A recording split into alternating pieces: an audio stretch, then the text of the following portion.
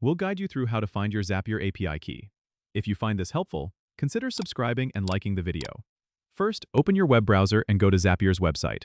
Log into your account using your credentials. Once you're on the dashboard, look for the account icon, typically located at the top right corner of the page, and click on it. This will open a drop-down menu. From this menu, select Settings. You'll be taken to the Account Settings page. On the left-hand side, you'll see a list of options. Click on API Keys. Here, you'll find your Zapier API key. It's important to keep this key secure, as it allows access to your account's integrations.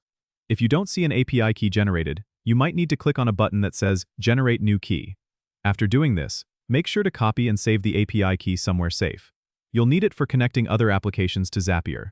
If you're working with a team, ensure that only trusted team members have access to this key to maintain security.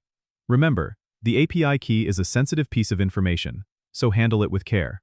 Don't forget to subscribe and comment if this helped you out.